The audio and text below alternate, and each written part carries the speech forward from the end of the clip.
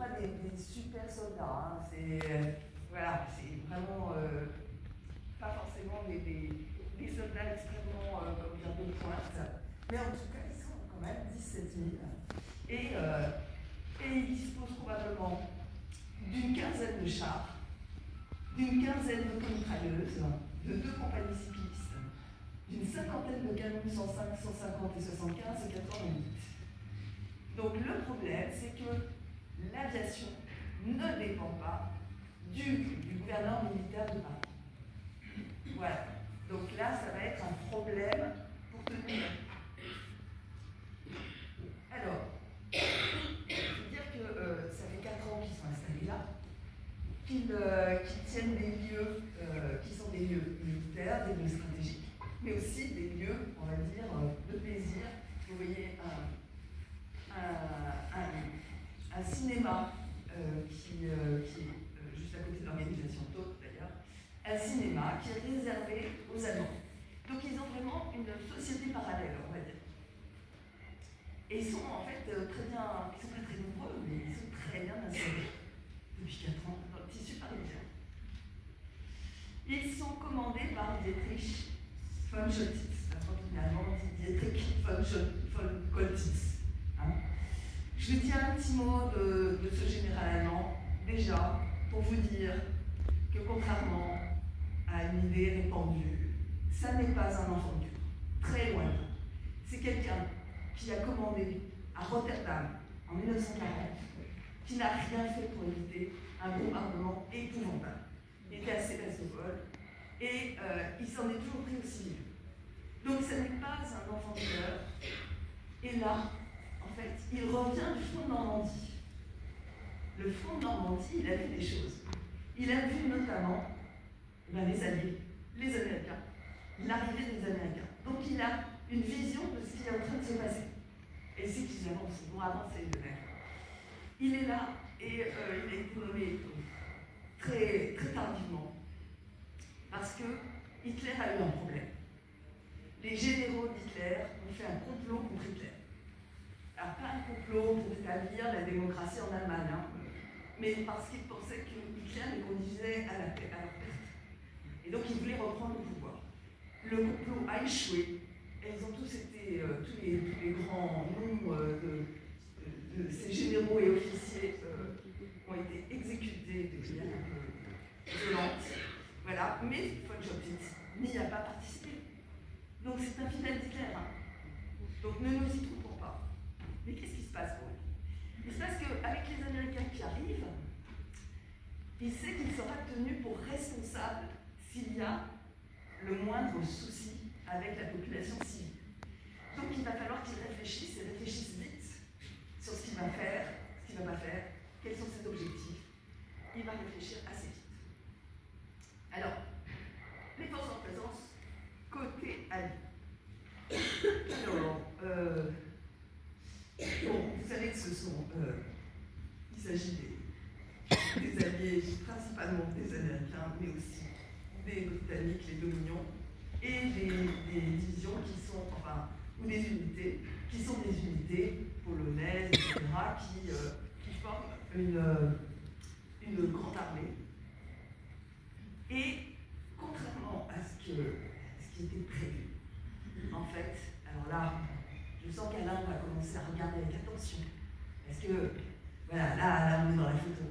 Là, c'est une photo américaine. Contrairement à ce que pensaient les Américains, en fait, ils vont avoir du mal en Normandie. Ça va être très compliqué pour eux de s'en sortir, de se sortir d'un bourbier. Vous voyez ici le général Eisenhower, donc, qui est lui le chef suprême pour ce front de Normandie.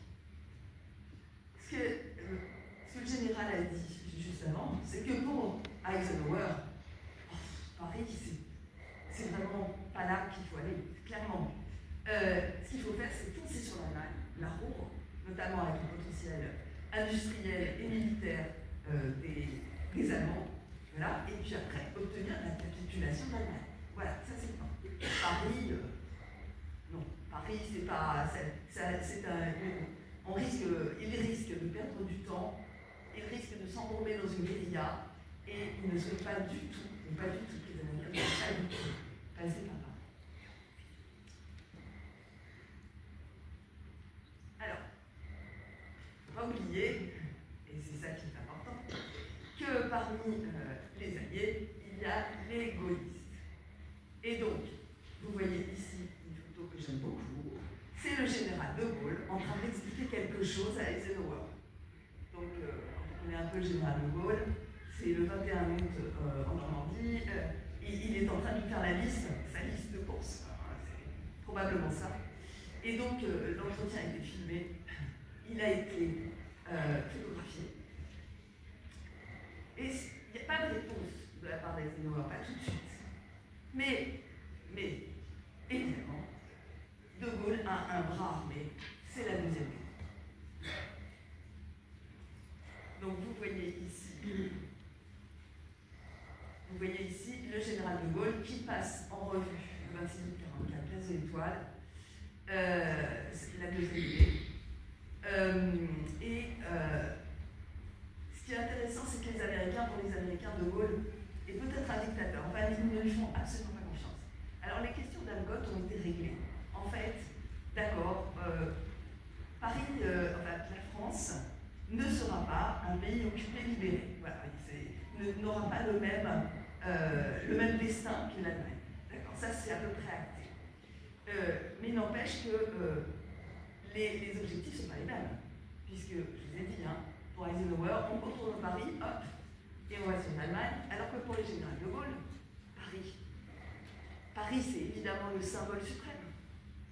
Paris c'est aussi tenir une administration, tenir le pouvoir et éviter un chaos, éviter une guerre civile. Vraiment, on a regardé et je pense que c'était vraiment une crainte très forte. Donc ce qui va se passer, c'est qu'en fait, De Gaulle va finir par être reconnu par les Américains comme vraiment le représentant de la France. Il n'y en a pas d'autre. Il a cette force armée, et en plus il a un projet politique, vraiment un projet politique. Alors je vous des photos, donc on les commentera avec Alain qui fait un boulot super sur la photo. Ici on a un véhicule de la Nueve, probablement, on a vu avec Guillaume, probablement, rue Dante, le 25 août 1942. C'est difficile de dire absolument. Mais donc il y a des photos, effectivement, des véhicules de la nuit. Alors, autre et dernier élément dont il faut tenir compte, c'est les mouvements de résistance. Alors les mouvements de résistance, eux, ils ont un projet politique, ils veulent prendre le pouvoir. Le COMAC, que vous voyez ici, le COMAC est l'organisme qui est censé gérer les FFI. Sauf que De Gaulle, lui, il pense que ça doit être géré par le général Koenig. Donc déjà, il y a un petit problème. Et puis par ailleurs, sur Paris, le colonel Roll est le chef des forces françaises à l'intérieur pour la région parisienne. Vous savez quoi? C'est celui qui s'installe en dessous du musée. C'est lui.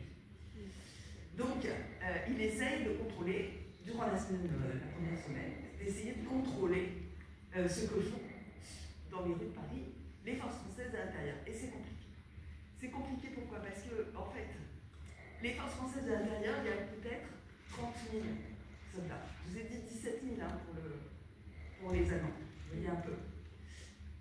30 000 soldats, mais pratiquement pas d'armes. Donc c'est extrêmement dangereux. C'est pour ça que quand on parle des FFI de la 25e heure, il faut voir qu'ils ont aussi payé certains tribus. Ça n'était pas si facile que ça. Ils sont vraiment très équipés. Alors qu'est-ce qui va se passer? D'abord, il va y avoir un climat insurrectionnel. Vous imaginez, le débarquement a eu lieu le 6 juin 1944, et en août, Paris n'est toujours pas libéré. Donc il y a un climat insurrectionnel qui s'installe à partir du 10 août. Et donc, est-ce qu'on attend les alliés? Ça, c'est plutôt, on va dire, les représentants de Gaulle qui sont plutôt pour attendre les alliés. Ou est-ce qu'on y va? Et bien finalement, l'insurrection est lancée dans la nuit du 18 au 19 août 1944. Et donc, les FFI, alors on ne va pas dire qu'ils se rendent maîtres de la rue, parce que c'est l'inverse. Si les Allemands l'avaient voulu, ils avaient largement de quoi éliminer les FFI. Mais en tout cas, ils mènent des actions de harcèlement. Constamment, des actions de harcèlement avec un cocktail Molotov, enfin, ils n'ont pas grand-chose, mais ils reprennent des positions. Et le 24 août au soir, après que Leclerc ait enfin eu l'autorisation de marcher son pas, enfin, le 22, donc le 24 arrive le premier contingent, la première unité de la 2e DB, le soir du 24 août. Et donc là, on a des films absolument incroyables avec les cloches de Paris qui résonnent dans la nuit. Tout le monde comprend que ça y est, des alliés sont arrivés à Paris. Alors je vous rappelle qu'il ne s'agit pas des alliés, il s'agit d'une avant-garde qui comprend des éléments de la l'OEV, du génie, du 13e régiment de chars, c'est ça, genre de combat. 500. Régiment voilà, du 500. Et en fait, donc il y a des éléments du génie, je sais pas. Mais en fait, c'est une force multiple. Et donc, évidemment, les Parisiens, ils pensaient pouvoir arriver les Américains. Ce sont des Français. Et c'est même pas les Français qui l'aiment, il y a toutes sortes de nationalités, y compris les Espagnols. Et ça, on a vu le témoignage, bien sûr, vraiment assez extraordinaire. Et donc, c'est le lendemain matin que la 2e DB de Leclerc va rentrer dans Paris, par le sud et par l'ouest, et en même temps, la 4e division américaine va rentrer par la porte d'Italie. Alors pourquoi? On s'interroge beaucoup avec le général, avec M. Legrand, on essaye d'avancer sur ces questions. C'est vraiment intéressant. Donc ça veut dire que les Américains ont jugé utile d'épauler la 2e DB. Mais on a des témoignages qui nous disent que les véhicules américains ont dû s'arrêter pour laisser passer les Français. Donc vous voyez ce que je suis en train de vous dire, cette opération-là, elle est éminemment politique. La libération de Paris, c'est éminemment politique. Donc le 25 août, il y a des combats dans Paris qui sont pour certains extrêmement violents, extrêmement durs, menés par la 2e DB. Et la reddition de Funchal-Fitz est donc le 25, vers 15h30, 16h. Il se rend, il va capituler.